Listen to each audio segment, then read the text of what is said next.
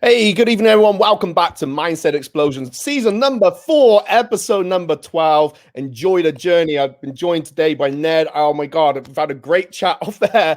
I thought we was going to run over, not get started, but I'm so excited to have Ned on and just this evening and just hearing about your journey, Ned. I'm really excited to hear, for you to be able to share parts of that. Is so close to mine. It's untrue, but enjoy the journey. You've obviously been on a big journey, which we'll, hopefully we get to share in just a bit. And I think it's such an important message that the journey has its ups and downs along the way. I'm sure we're going to talk about purpose and having meaning. And I want to get onto the opportunity of you being able to share some of the great projects and workshops you got coming up, because he just told me about it and literally the hair stood up on my arms.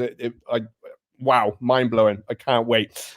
Ned, welcome. Tell us a little bit about yourself.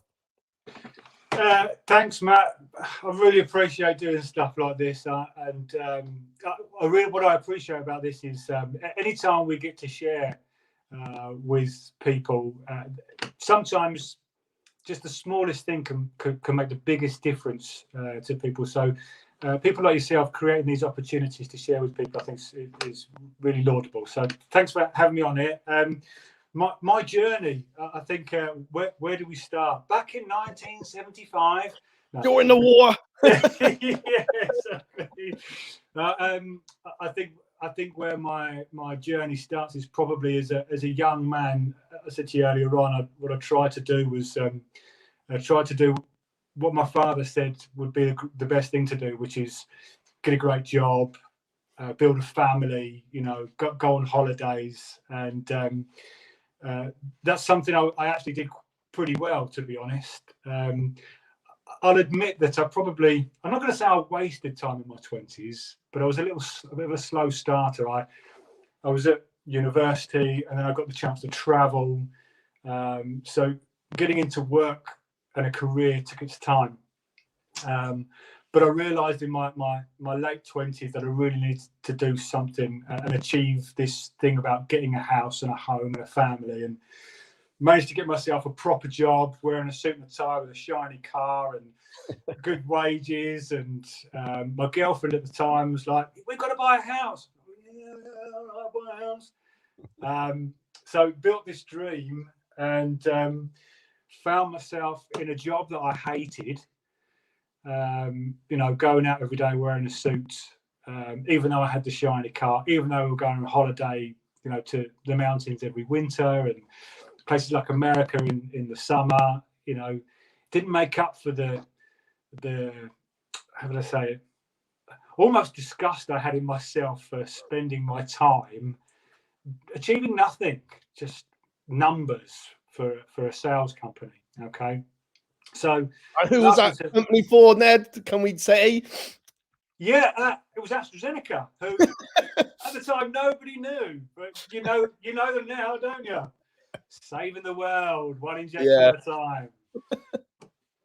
But yeah, I mean, it was a different. I was in a different place, and I was working. Just to give you a little bit of background, I worked with primary care nurses and doctors and secondary care consultants in the respiratory field. So anybody that's ever encountered asthma or COPD, was heavily involved in the medication and devices that support people. So at the time I thought I was doing something good, and I was helping people overcome challenges like asthma. No one should suffer from asthma, by the way. The medication and support that's produced by companies like AstraZeneca and the support of the NHS is fantastic. And anybody that does suffer, I always suggest, go see your respiratory nurse. But that was then, all right?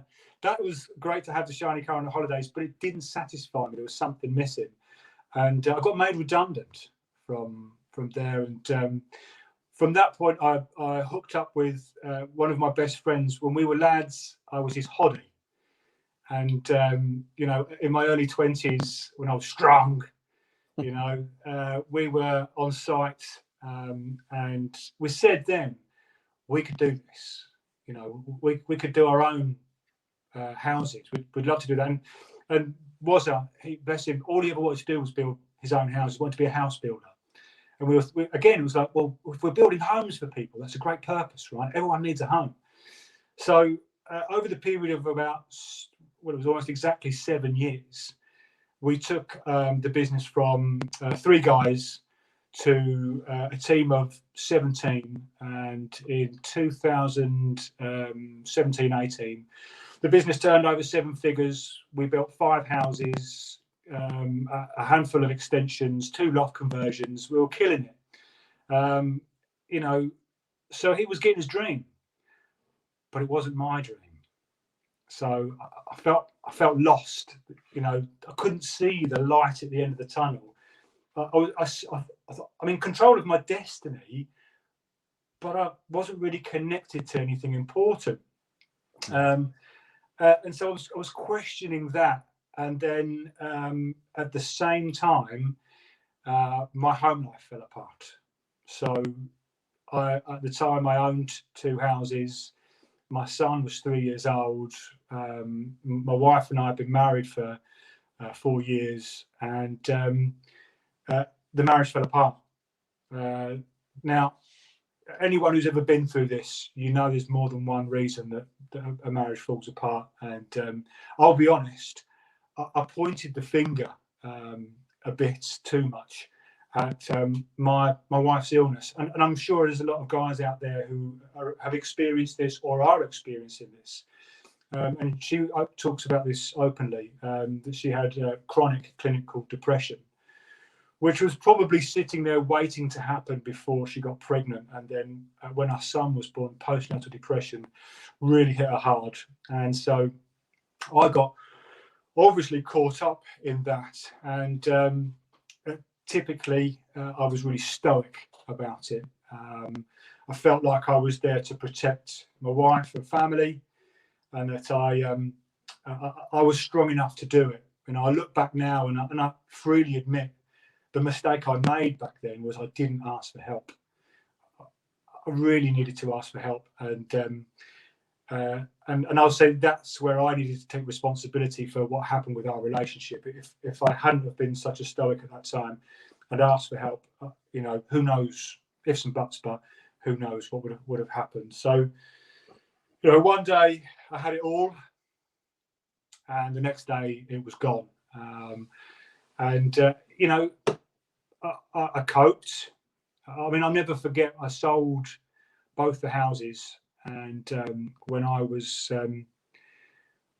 clearing up our home, I found myself hoovering my son's bedroom floor. It was empty, and I just burst into tears. It was too much, you know. Everything that I'd worked to create to support my son, to create a family, to have a future. I had this vision of, you know, sitting around a table with grandchildren, and, you know, all of it was gone. And I could only look at myself and say, you know, I made mistakes. I couldn't point the finger at anybody else. So it was tough. So then I started asking questions about what's more important to me. I mean, don't get me wrong, this happened straight away. I went through a period of 6 to 12 months where I just couldn't enjoy anything. There was like a ceiling of joy that I just couldn't get past. I love snowboarding, and I went on holiday with my mates. You know, they're like, come on holiday, it'd be great, come on. And I can just remember sitting on a ski lift going, I'm not enjoying it. You know, I can't, there's nothing I can enjoy here. And I was doing my favourite thing. So I took ownership of that and started to pick up on my habits and routines, picked up on my health and fitness, my nutrition, and started to look at what was really important to me, and started to really realise that if I'm going to be happy, I have to do the things that make me happy. And martial arts had a huge part of that. Connecting in a martial arts gym made a massive difference to me. Not just because I got to, you know, jump around and get fit and throw punches, you know, and get kicked and stuff like that, but the personal development side of it was huge. The continual assessment was something that I needed in my life. and the tutelage that I receive from my instructors, you know, constantly being shown that there is a better way to do something. You know, until I got involved in martial arts, if someone tried to tell me I could do it better, I was like, well, you know, it's me, you know, I can do this better. But of course, nowadays, or anything I do, you know, guarding block, and one of my instructors can go, you can just do that. Do you know what I mean? And it's not a problem. Thank you for showing me how I can be better. So that was a huge part of my development. And I asked myself what the things that are important to me, and I realised actually when I'm in that space and I get to help somebody else, I buzz. I feel so good when it's a young person or an adult that they're not quite getting it, and you kind of figure out their learning style, or the one tweak you need to make to help them just go, yeah, okay, it's unlocked, and you see them flourish, and it's thanks. It's like, I'm breathing the air at last. You know, I'm sure you've experienced this 1,000 times. Yeah.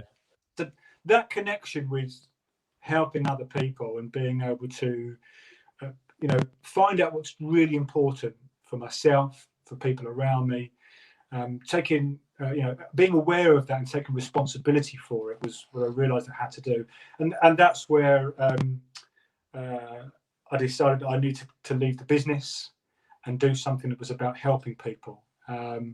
Now, those of you who believe in the power of attraction, whether you believe in the universe, if you're spiritual, if you're religious, I don't think I could truly say to you that until that point I know I wasn't religious, but I wasn't spiritual either, until I got to this point, and I was like, I've got to make something happen. You know, I've got to do something different, and I procrastinated on it. And when I finally said to my business partner, I'm going to leave, you know, I stepped over the threshold, you know, and I said, this is something I have to do for me. We had a huge conversation. I will tell you, we're still best of friends, by the way, and that's testament to our relationship. What I thought was going to be a protracted scenario, me and him agreed very quickly. It's like, no, we can sort the finances out, but you need to do what you need to do, which I really appreciate from his perspective, because he could have made it difficult for me, but he didn't. It's like, there's the door, walk through it. I was like, all right, okay. So that was pretty much the Friday. And those of you who know, I work with Gordon Bircham in Business Mastery. Well, at that point, I was looking for him to be my coach. I'd crossed paths with him, you know, about a month before. Really strange scenario. I was helping somebody else, and I brought him down to my gym to meet our boxing coach down at Pro Action. Tom Nicholson is my instructor, and while I was there, I crossed paths with Gordon. And anyone who's encountered Gordon will know, it was up in my face straight away. What's your deal? I was like, whoa, who is this guy? So a couple of weeks later, I kind of tried to find out what his deal was, whether I could ask him to be my coach, and got the money together for him to coach me, and then decided to leave the business. So I rang him up and I said, like, dude, I'd love you to coach me and help me, you know, do what I need to do with the business and myself, but I've left the business. I don't think it's the right thing for me to do, to invest this money right now in this thing. All I know is I want to help people in business. I want to help people personally. I want to train, to coach, to speak, to write. And there's like, I've got an idea. Why don't you come and work with me? Like, it's a great idea. So it was Friday. I left our business. The following Friday, I'm working for Business Mastery. And I was like, this is the universe. The universe has made this happen. There's no way that I could, you know, 2 weeks, I couldn't fathom. It was like, I made a decision that I wanted to help people. And I love martial arts for its personal development. I love business. And here I am working in the business of martial arts, helping other people. It was an absolutely phenomenal thing. Now, I'll cut to the chase. Very quickly, Gordon asked me, what are you doing? You know, he gave me that kick up the arse and said, you said to me what you wanted to do was you wanted to help people. So what are you doing? Which is why I started the Mindset Mechanic. It's why I'm now coaching. So you might have seen Nihad coaching. It's why I've created things like the Toolbox training. I've just completed a 5-day personal power plan challenge.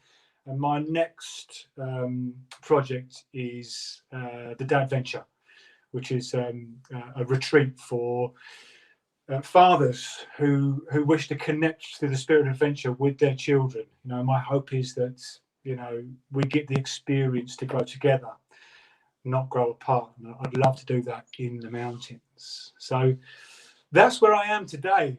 I mean, how long have I been banging on for now about that? Does that give you an insight into where I've come from? I'm thinking of all my questions, though. No, that's great, Ned. And I'm glad you said about the retreat. We don't want to hijack Mother's Day, so but I think that's fantastic. I think, you know, making memories with children is so important. And funny enough, I got Gordon is finally got around to connecting with Gordon, and he's going to be. I'm interviewing him in a couple of weeks' time, so it'll be interesting. That, you know, I tell you, anybody watching this, if you haven't seen Gordon, seriously, he's going to blow your mind. Just get on that podcast. I promise you, it's going to be awesome. He's done some great stuff with the martial arts industry in the UK, you know, for sure. So just kind of going back a little bit, and Ned, because you've been on one hell of a journey, and it's blowing my mind a little. It's very similar to mine.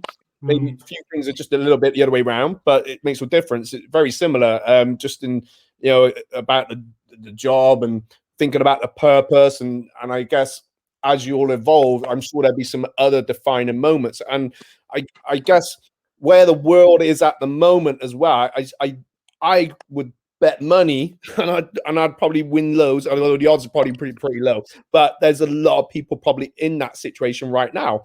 I mean, I changed my career when I was 30, and then I bought out the business or whatever it was, 2013. So again, similar things, these defining moments that. And sometimes, you know, tough times, it sounds like you've been through. It sounds like you've had your ups and your downs, like everybody, and you've survived through that, and you've come out of it. And I love some of the stuff you were saying about, you know, you took ownership for it. And I guess there's a lot of things there around mental health, and you know, where these things, life changes affects, and we do when we are younger. We have a concept of conditioning. We probably do, and we're doing it with our kids now, whether we like it or not. And it'd be different for them. So eventually, you know, this is evolution, right? But I think the couple of key points was, it sounds like you something felt like it was missing, and you worked out. Now, going back, do you think, had you not, let's say you hadn't been redundant, do you think these things would have happened anyway, but it might have taken longer? Or do you think no, you would still be there? What do you think would have happened if you hadn't been made redundant? It's a good question. Ifs, buts, and maybes. I think that we all get these times in our lives where this shit hits the fan. You know, whether it's redundancy, whether it's, you know, marriage falling apart, whether it's a loss of somebody, you know. So, and we all get to choose what happens following that. You know, as human beings, that's a privilege that we have within the animal kingdom, that we've got choice. So the short answer, I think, is that I think whatever happened, the sort of person I am, I'll always look to try and change the situation. If it's not right, I'll try and change it. I needed to grow up a bit. Yeah. You know, that's the truth of the matter. I needed to have an experience which kicked me out the backside and said, you simply going to work every day and bringing home a check and being able to pay the bills, it's just not good enough. You know, you need to do more. And I think that that's a huge part of what drives me, is that I know, you mentioned there's probably so many people that have similar experience, you yourself has a similar experience. I know that there are men out there who are truly capable human beings and have either found themselves trapped in a situation that, you're just not happy in, or they're not making the choice. And we were talking about this today, actually. When I was working for AstraZeneca and I didn't like it, I started looking for other jobs, and I looked for other sales jobs. And there was some great opportunities out there, and I got offered another job, and I turned it down because all it was the same golden handcuffs, just in a different hue. What I needed to do was let go of those shackles, and actually become the person that I needed to become. And it's something that Gordon talks about all the time is, we all have a genius. And I had no idea what that meant, until I got put into that situation where I lost everything that I'd created. It just became meaningless. And I'm like, where is my meaning in my life? What's my purpose? What's going to make the difference, for me, for other people? And that's where I think it probably always would have happened. And if I'm brutally honest, that it probably could have happened sooner, but I didn't take responsibility. Yeah, maybe. I think sometimes, because I think like that sometimes. I wish I could have worked this all out sooner. But also I realize, and you probably all same, Ned, is that I had to do that stuff because I hated that job. But now when I look back, actually, I got some great skill sets out of that. I got some great things. I learned some things that, definitely don't want to be like that. And that, certain things I can put in. I was an engineer, I was an electrical engineer, sat in an office, same thing. So there was elements of that I was able to bring to when I become, martial arts instructor, as similar, journey as yourself. So I guess it's one way or another. And like you, it's like, I was looking for jobs and then did some traveling and came back and went back to the same thing. And it was like might as well be on a hamster wheel, just going round and round. Money was good, great, but I wasn't, like you say, it's that fulfillment, isn't it? And for some people, that's fine. I think it's understanding would you say part of the journey is understanding ourselves, realizing, I got a need to give. I need to give. I love helping people. I don't necessarily do it for the kick I get out of it. Because if I use martial arts as an example, so say we do a grading, and we haven't been able to do it last year, but normally have like a big ceremony at the academy, and there's food, there's drinks, just a celebration. And I just love to stand there and just watch everyone like chatter, making these connections. And hey, do you remember in the grading it was blah blah blah blah blah blah? And do you remember we had to do this? I love watching that. It's like, oh my god, this is it. This is my dream. That has come. So I went off on one end, but yeah, basically, and going back on part of your journey. I guess we talked about men's mental health, and similar in that as a time, I wish I just asked for some help. I'm terrible for it. I feel I'm a little bit better. Do you feel that's something that's been ingrained in us as a young age, or is it part of our makeup as males? What do you think that is? I think you'll find across the board that. And I find this out all the time when I talk to clients, whether it's in martial arts as business owners, whether it's my own coachees. One of the questions that I'll ask people is, how much time do you spend helping others? And those who say all the time, the next question I ask is, well, how often do you accept help from other people? And it's always never. Mm-hmm. Yeah, and so there's no balance in the situation. Help. Someone goes to help you. No, it's all right. I'm fine. Okay, and life is about balance, right? Yeah. And one of the things that I'd had to learn was, it's all well and good me being this person, being the hero, helping everybody all the time, creating solutions for people, but actually it was just as valuable for me to have the courage to ask for help. And ultimately, when you ask for help and you get you get the support that you need, I think all of us know humans are community creatures. We're much better when we work together. You know, nobody in the history of humankind has ever been successful without somebody else's help. So, you know, the state of mind that I was in, whether it was to do with me being a stoic man that didn't want to admit defeat, whether it's because I'm the sort of person who is naturally a facilitator. I'm not entirely completely sure. Perhaps that's something I'll find out more about in myself as I get older. I know that my, and here let's get into this, right?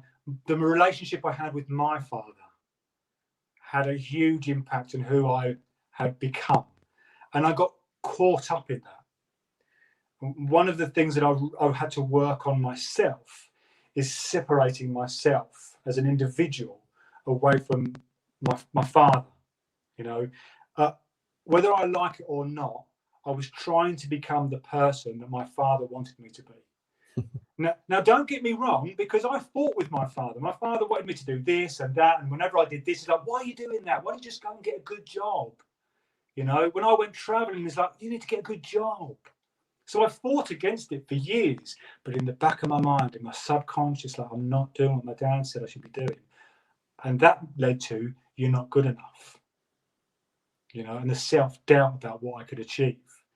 And I got to a point in my life where I couldn't get beyond, you know, a certain level of success. Something was holding me back.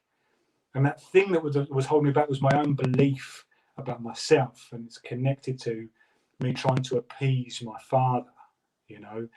So my own battle I had with myself about what's important, you know, who I am, who I should be, who I needed to impress. You know, when I lost everything, and at the same time I fell out with my dad again, and that's a whole other story, right? I was like, I've created this thing. I don't know why I've created it, and I've lost it, and I don't really know why I've lost it. You know, so I was in the wilderness for a good year. I thought I was all right. I wasn't, looking back at all. So, you know, there's being aware of yourself, being aware of the challenges that you've got as a man, as a father. And I think it's probably worth pointing out, when we become fathers, the game changes. Mm-hmm. You know, the levels of responsibility change. Some take it on, you know, some run away from it, some take to it naturally, some are absolutely clueless. You know, it's where we need help. It's where, I tell you what, one of the things I want to work on is how we support each other as fathers. Let's not hijack Mother's Day, no. You know, but let's take a leaf out of Mother's books, right? Mums all talk to each other. You know, mumsnet.com. If you've been on it, it's brilliant. They're all supporting each other, telling each other how you can deal with this, how you can deal with that. Now, some men might do it, and we might do it to some degree. But actually, if you think about it, when you're sat with the lads and you start having a deep and meaningful conversation, it might last for a few minutes, and then someone starts taking the mickey, and it goes out there and it's lost. Mm-hmm. I don't know if you find that. I mean, men find it difficult to go that deep. You know, I can do it with my best friends, and it's usually when we've had a couple of drinks and it's like one-on-one or three of us around a campfire, nothing else to talk about. What's really important, guys, you know. But mums, they'll talk about it in the supermarket. You know, yeah. They're happy to discuss the challenges they have and how they feel about themselves and whether they're doing things right or not, and that they need, you know, help, and no one helps them. You don't hear men saying that, you know. So I think that my own personal development got to a point where I had to question what is it about this. I became aware of, you know, who I was being as a man and as a dad. What was important to me? Well, I have to offer my son the best opportunity possible, and that means I have to get over myself. I have to get out of my own way. That's something you'll hear Gordon talking about. Something he's impressed upon me. And that meant taking responsibility. And there are three things that I talk about with regard to personal growth, and that's awareness, responsibility, and forgiveness. And I think, am I all right to just a bit more about my relationship with my dad, just to kind of put that into context? Can do. Can we come back to it though, Ned? I just want to say something on that, and because listening to what you're saying, there's some comments and I want to share them because they're from three females, and I'm pretty certain all three. Well, two are definitely mums. I think Kasha is a mum as well. But I just funny. I've been doing my family history and listening to what you were saying, right? And all through when I look at the Rudmans, they were either stone cutters, dock workers, foundry workers. My dad started in the foundry. He tried to change the thing a little bit. An electrical engineer. Guess what I started doing? And simply like, no, I got to change this plan completely. We got to get out of here. And then when I looked on my mum's side, it was like quarryman, blah blah blah blah blah. And then I go right back as farmers. It was just funny, just how it was all like everyone was just doing the same thing. They even named themselves after each other. It was like John, then it got to me. Thank you, parents. So it's just funny what does getting great, and we probably don't even realize we're doing it. I guess, and what I instill on my children, just do what you want to do. You want to do YouTube? Oh yeah, fine. My eldest, he loves programming. Right, let's get programming. So I feel it's important that we encourage our children that way. And listening to what you're saying as well, I got my circle of friends, I've had to like shrink it down, and there are a few male friends where I can talk deep, and then there's but a lot of the time when there's all of us together, it don't take long before we're taking the mick out of each other. My team are all females that I have at the academy, but I find actually you're right, how I talk to them, they say I've turned into a woman, but I'm okay with that. They call me the bitch. You said, Matt, you're a bitch sometimes. Okay. But I find that I can talk quite I think we had a few things a few years back. It brought us tight as a unit, and they're like my family now. And I think you said something so important there, is that we do need as males to sit and talk that little bit more. I just want to share some of the comments that have been come up. So actually, let's share this one first. The most recent one. So Kasha, thank you. So true. Men are afraid to look for support this way, and I think she's right. I think she's right that it's a lesson that we need to. And it's all three females have commented. So we got to take, like you said, get out of our own way and take some of this advice. The next one. Mums know what they're talking about, by the way. Yeah, exactly, right? Exactly. This is from another great mum that I know, Ivana. Ned, if you ever do podcasting, Ivana's a great person to get on a podcast. But making memories with children is the key. And if you go on Ivana's page, it's a lot. I mean, she's always smiling, she's always happy, but there's a lot with her and her son. And I just think, oh my gosh, we need to learn from that. And I got a great mum here. Yeah, there we go. It's from my mum. She said the retreat sounds thumbs up. Sounds great. So that's three mums that have just come up and they commented on. And I think sometimes if I have, like, we've all got ego, right? And if I allow my ego to get in the way, it's like, no. But we can't. I think everything you said is absolutely spot on. And we've got three people kind of, they're pretty much saying the same thing. They're agreeing with it. So it's like, well, that's good enough for me. I think, yeah, the retreat sounds amazing. But yeah, you wanted to say, sorry, I didn't want to butt in too much there because you were on a roll. But I feel what you're about to say is absolutely going to solidify, everything now. Yeah, I think it's worthwhile. Okay, so we're talking about men opening up. Okay, one of the things that I've learned, and I had to learn, was if you think of anybody that you look at in life, whether it's world figures or people in your family, and you look at who you believe to be courageous, and courage is where you act on a noble cause.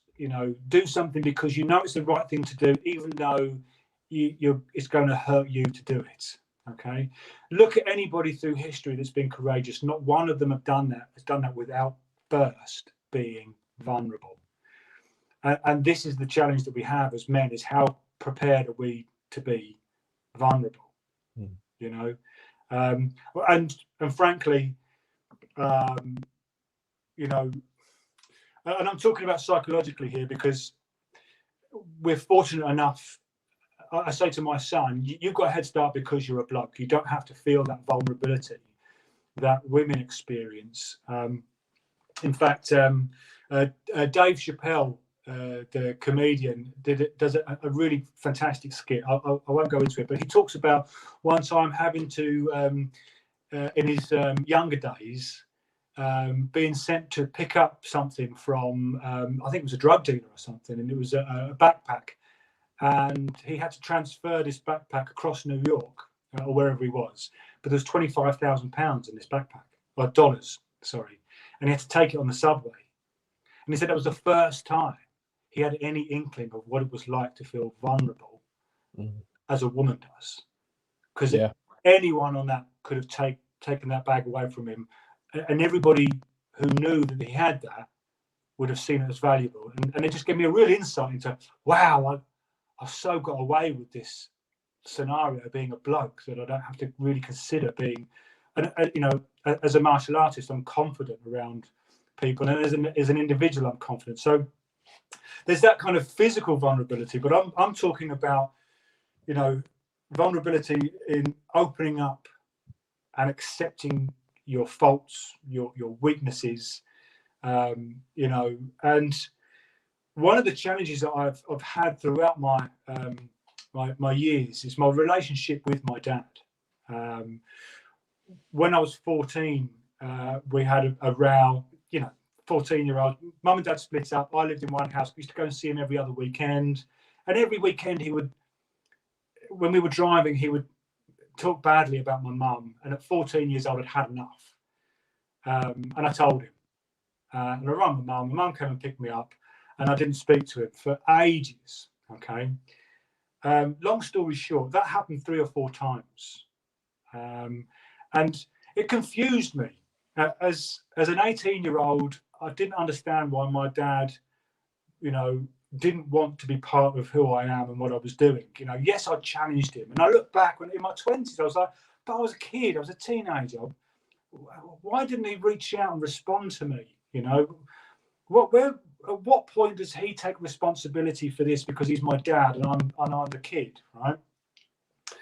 And then a couple of years ago, I'd repaired the relationship one more time.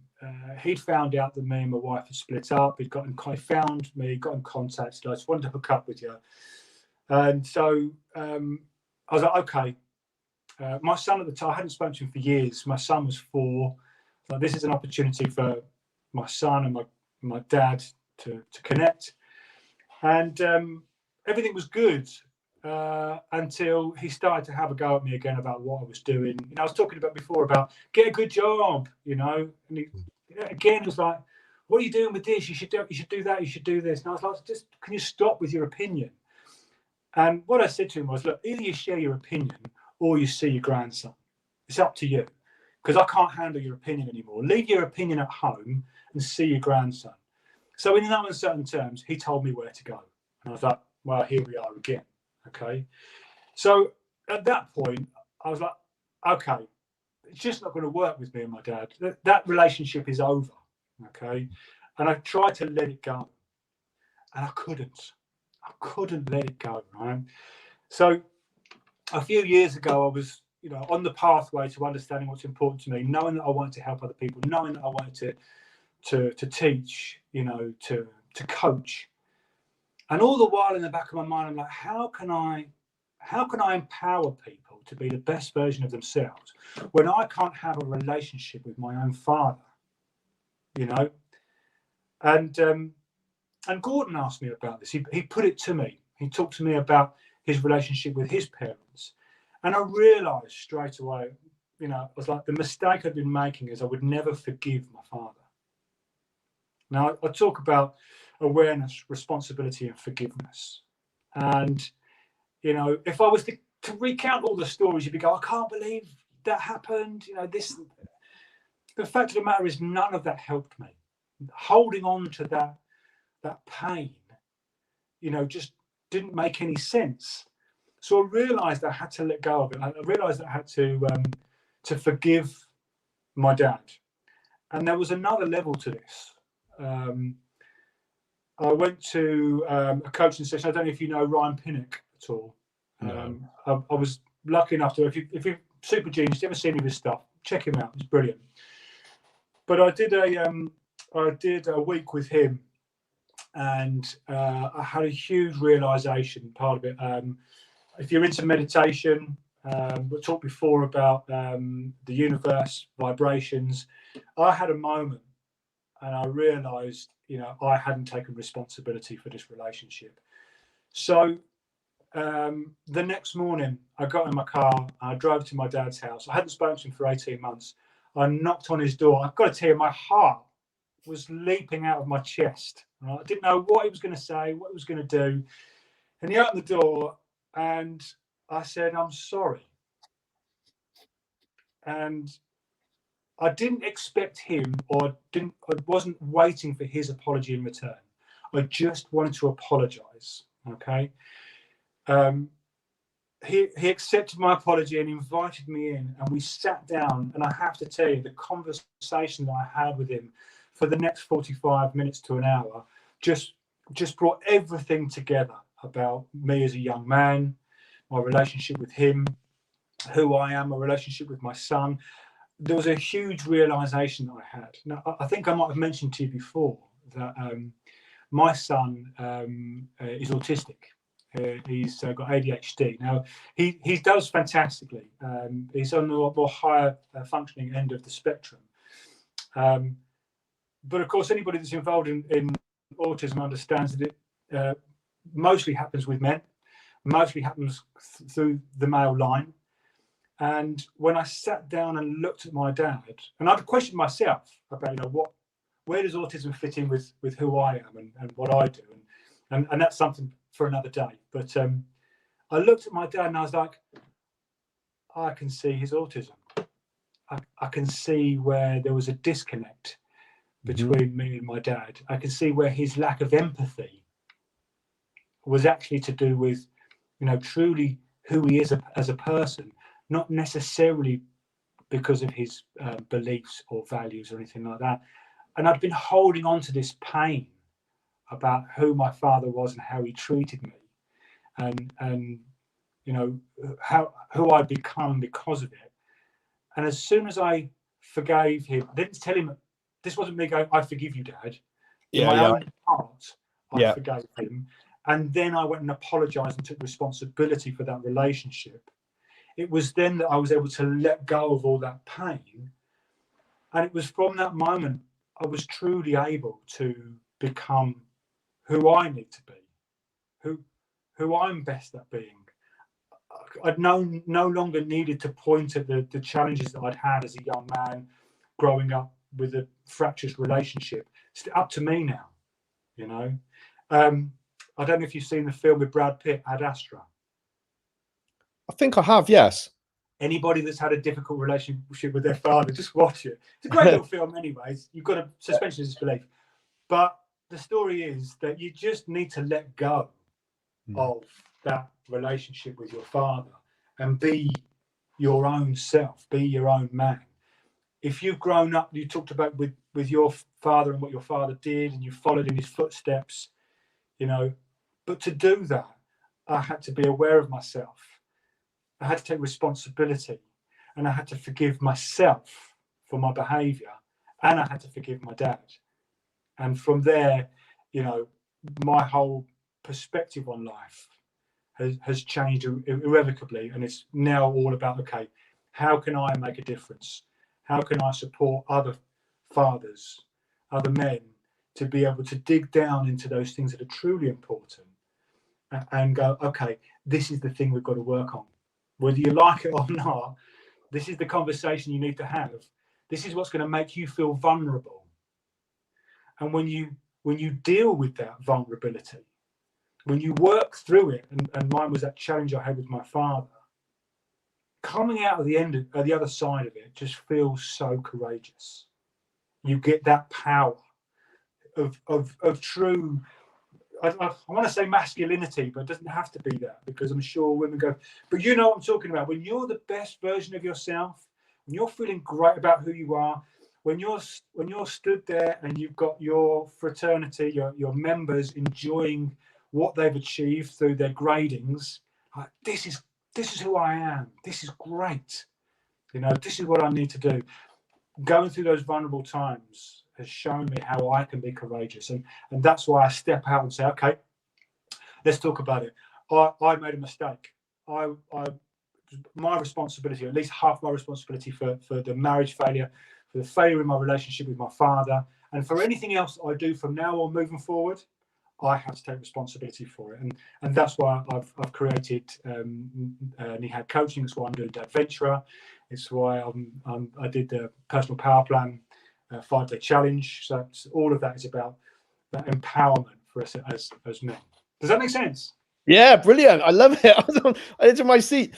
Kasha's left another comment. I'm just going to put it up again. Thank you, Kasha. So vulnerability is seen as a weakness, especially in men's circle. So sad though, seen as a strength. I totally agree. But it takes time. It takes time for us to, realize that. And I think sometimes we have to go into that cave of fear, become vulnerable with it.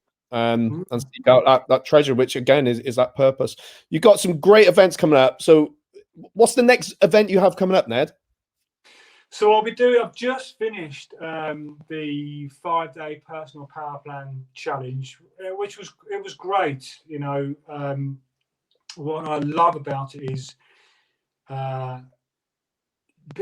people come into it kind of a little bit scared, and just through a very simple process, identify what's important to them, figure out one thing, and choose what they're going to change.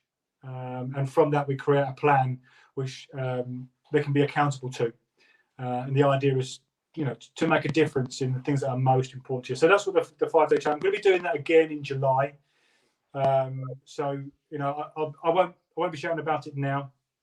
But I always do what they call in coaching circles discovery sessions. I'm more than happy to give my time to people. Okay, this is the way I work as a coach. When somebody connects with me, if they feel that what I have to say is meaningful to them, and they feel like they want to talk to me, then I'll give them my time. And that would mean that I'll book an hour with them or 2 hours with them, whatever it needs. And I'll listen and talk and chew it over and share with them any knowledge or wisdom I might have. And if during those 2 hours we feel like there is something that we want to continue, well, then I talk to them about how you can become part of my program. But if that doesn't happen, hey, it doesn't matter, because that person's helping me fulfill my purpose, which is helping people live, learn, and grow. So that's the things I'm doing in the next few months. What's coming up in the long run is, as I've mentioned before, is Dadventurer. What I'm creating is the Dadventurer Mountain Mindset.